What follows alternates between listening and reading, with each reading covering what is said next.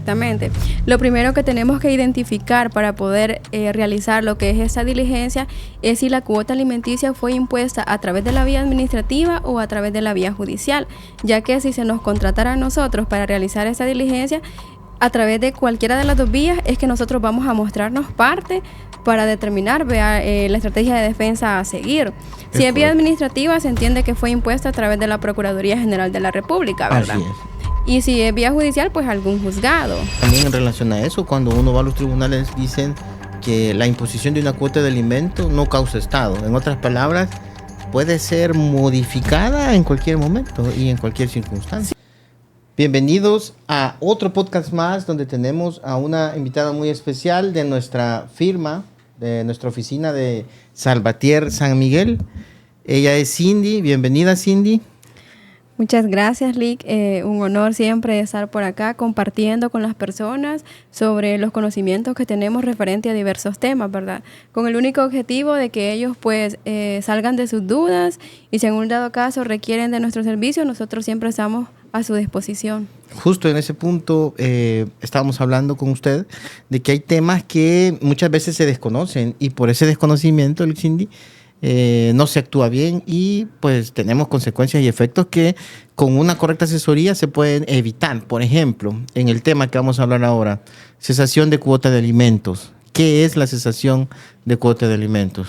¿O cómo funciona? La cesación de cuota de alimentos es una herramienta legal, es decir, la ley lo habilita a usted, en el caso de que fuera una persona que le impusieron una cuota alimenticia, para que, como la misma palabra lo dice, pueda cesar la obligación correspondiente a la cuota que le fue impuesta, ¿verdad? Entonces, cesar significa parar, detener, ya no seguir, ya no tener esa obligación, pero hay que hacer una diligencia, no es solo decir, ya no quiero dar la cuota o ya no quiero seguir pagando porque siento que la persona ya no lo necesita y yo tal vez tengo otras obligaciones. No es solo eso, sino que hay que hacer una diligencia de forma legal, formal, para poder llevar a cabo el proceso correspondiente. Exacto. Y lograr que se cese lo que es la cuota. Y ahí es donde está el problema, porque muchas veces las personas que son obligadas a este pago, que son los padres de familia, que no tienen el cuidado personal del menor, no lo hacen. Uno, porque están en otro país, porque están en Estados Unidos, están en otro lugar, y que también no tienen la asesoría adecuada. Y sí, el hijo que en ese entonces era menor de edad, se vuelve ya mayor de edad, se casa, trabaja, tiene hijos y todavía está esa cuota de alimentos allí en sede administrativa, en la Procuraduría o incluso judicialmente, ¿verdad? Porque no hay nadie que le ponga un paro a eso. Sí, exactamente. Lo primero que tenemos que identificar para poder realizar lo que es esta diligencia es si la cuota alimenticia fue impuesta a través de la vía administrativa o a través de la vía judicial, ya que si se nos contratara a nosotros para realizar esta diligencia, a través de cualquiera de las dos vías es que nosotros vamos a mostrarnos parte para determinar la estrategia de defensa a seguir. Si es vía administrativa, se entiende que fue impuesta a través de la Procuraduría General de la República, ¿verdad? Así es. Y si es vía judicial, pues algún juzgado, ya sea de niñez o adolescencia o el juzgado de familia. O sea que son dos procesos para poder quitarlos dependiendo de dónde se impuso la cuota de alimentos. Sí, tenemos que identificar si fue vía administrativa o vía judicial. Así es. Y otra situación que está pasando y que usted mencionaba, que a veces las personas no residen en el país, ¿verdad? Es probable que a una persona se le haya impuesto una cuota alimenticia y luego empezó pagando acá porque se encontraba en el país, pero posteriormente viajó ya sea a Estados Unidos o a otro país y empezó a enviar remesas. Pero resulta que cuando se dio lo que es el proceso de cuota alimenticia, se le estableció que debía pagar en colecturía, ya sea en la Procuraduría, ¿verdad? Entonces, si él enviaba remesas, pero no se iba actualizando ese pago en colecturía, ahí tenemos lo que es una mora. Entonces, identificar... Una mora falsa, porque realmente sí ha pagado al hacer el envío. Sí. Lo que sucede es que la persona tenía que haber pagado a través del medio que le habían dado para hacer efectivo el pago. Si a usted se le ¿Será eso un fallo del sistema? O tal vez a veces de las personas que no comprendemos, porque si se le impuso una cuota y ahí decía que debía ser pagada cierta cantidad a través de colecturía, era ahí que se iban a hacer efectivos los pagos. Y si era a través de una cuenta bancaria, pues a través de ahí, ¿verdad? Entonces caemos en el error de creer que porque se hacían envíos de remesa y la persona es probable que haya estado hasta cierto punto responsable económicamente de quien necesitaba el alimento, ¿verdad? Pero como no se hizo a través del medio idóneo, entonces caemos ahí en una desinformación que al final de cuentas lo que viene a hacer es afectarnos o afectar a la persona. El mora, ¿verdad? La mora va creciendo y el interés también. La mora siempre la va a tener en colecturía, en un caso que se la hubieran puesto para pagarlo ahí, porque él no ha actualizado ese pago. ¿Y qué pasa, Cindy, si digamos no actualiza ese pago y dice yo quiero, bueno, ya cumplió, ¿qué? 20, 25 años, el menor que antes era menor, y dice yo quiero hacer ya esa cesación de cuotas, o sea, quiero dejar de pagar eso, y cuando ve que hay una mora ahí, ¿se la pueden cesar o tiene que pagar esa mora para que le cesen? Fíjese que también depende de la institución, ¿verdad?, donde se vaya a diligenciar esta situación de cesación de alimentos, del criterio que tenga cada quien, porque usted puede actualizar si tuviera los comprobantes, ¿verdad?, del envío de remesas. Hay cuotas que no son grandes, no son exageradas, pero con el paso del tiempo y si a eso le aumentamos que debe mora, hay que actualizar esos pagos. Y si no tuviera usted comprobantes, entonces ahí hay que también quizás pagar la diferencia, ¿verdad?, que correspondiente a la mora que se tenga. Es decir, a usted le fue impuesta una cuota, usted viajó, usted empezó a hacer envíos de remesa, pero nunca se fue actualizando en lo que es colecturía, que ahí le correspondía hacer el pago. Entonces ahí ya tenemos una mora. Ahora, si algún abogado particular se muestra parte, pretende actualizar esos pagos, hay que conseguir envíos de remesa. Y si no se tienen, hay que pagar la diferencia dependiendo la cantidad a la que ascendemos en concepto de mora.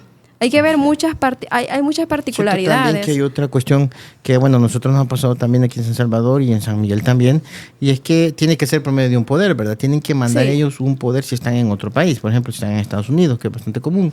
Y este poder tiene que ser súper específico y tiene que decir específicamente la palabra cesación, o sea, no tiene que ir, ¿verdad?, a otra palabra, porque si no, las instituciones se ponen renuentes y no lo aceptan. Sobre eso, de criterios a criterios, porque esa situación en particular les pasó a ustedes acá en San Salvador. Y bueno, en San Miguel tengo conocimiento de que no importa tanto ese punto. Entonces, por eso es que de criterios a criterios uno va conociendo cómo trabaja cierta institución o cierta persona. Entonces, así nosotros nos vamos como adecuando a la forma en la que trabajan ellos y así se van presentando o se van diligenciando los casos o procesos. Muy bien. ¿Cuánto tiempo aproximadamente podría tardar, estimado, verdad, en este proceso de cesantía? ¿O cómo es más o menos el proceso? ¿Nos puede explicar? Fíjese que si nos contratara una persona que vive en el extranjero, quizás se tardara más en diligenciar lo que es el poder en el exterior para enviárnoslo para acá a lo que se va a tardar el proceso en sí aquí. Se hace un escrito, ¿verdad?, pidiendo la cesación, adjuntando el poder. Sí, nosotros al tener un poder hacemos un escrito como cualquier proceso para presentarlo en la institución correspondiente y de ahí pues lo que se va dando es lo que nosotros vamos trabajando del proceso hasta ya tener lo que es un acta de una audiencia donde efectivamente hemos llegado a lo que es la cesación de alimentos. Muy bien. ¿Y qué pasa si se niega? ¿Se puede apelar esto en alguna? Lo que sucede es que la persona, o sea, quien tiene el derecho de recibir lo que son los alimentos, no es si quiere o no quiere, ¿verdad? Porque a veces piensan eso y caen también en un error de decir, le pusieron una cuota a mi papá o a mi mamá y yo siempre la voy a recibir. No es de por vida, como lo hemos mencionado. Eso... La cuota de alimentos no es de por vida. No es de por vida. Situación, ¿verdad? Y otra cosa también en relación a eso, cuando uno va a los tribunales dicen que la imposición de una cuota de alimento no causa estado. En otras palabras, puede ser modificada en cualquier momento y en cualquier circunstancia. Sí, exacto. No es algo puede que esté modificar. fijo, no. Puede ser que en algún momento la cuota era mayor y hay muchos factores que han variado y que la cuota puede ser incluso menor actualmente, ¿verdad? Porque depende también de la capacidad económica, eso lo vamos a tomar en cuenta, de la persona que está obligado a brindar lo que es la cuota alimenticia, que puede ser el papá o puede ser la mamá también, dependiendo de la situación. ¿Cuesta quitar esa responsabilidad ya? Fíjese que no, es una diligencia que No es sencilla, pero tampoco es que tome el montón de tiempo para poder hacer eso. Y como recomendación a las personas que se les ha impuesto una cuota, es importante que valoren todos los factores. Si a la fecha la persona a quien le brindan la cuota la necesita, es importante cesar los alimentos, porque si no eso, o sea, si solo se deja así por dejarse, la persona va a seguir incurriendo en moras y tal vez no hace el pago a través del medio adecuado. Sí, fíjese que, disculpe que le interrumpa, pero también en uno de los casos de acá nos buscaron porque por ese impago ya no podían sacar. Él estaba en otro país, en Estados Unidos, y no podía sacar el pasaporte, no podía renovar nada. Y eso es que ya la persona que era menor de edad en aquel entonces, para la fecha ya tenía como 30, 35 años. Sí, es por esa situación de que las cosas hay que diligenciarlas, no dejarlas así. No decir, ya cumplí 18 años, ya no necesita los alimentos. Correcto. Y al final de cuentas, las cosas hay que hacerlas. Pues hay que contactar las personas idóneas. Nosotros tenemos oficinas en San Miguel. Si usted es de la zona oriental, podemos o cubrimos los departamentos de La Unión, San Miguel, Morazán, Usulután. Estamos accesibles cerca de los juzgados, que fácilmente, rapidito, presentamos el escrito y así, ¿verdad? Ajá. De hecho, a la par va enfrente. Sí, entonces cualquier duda o situación, nosotros siempre estamos para servirles.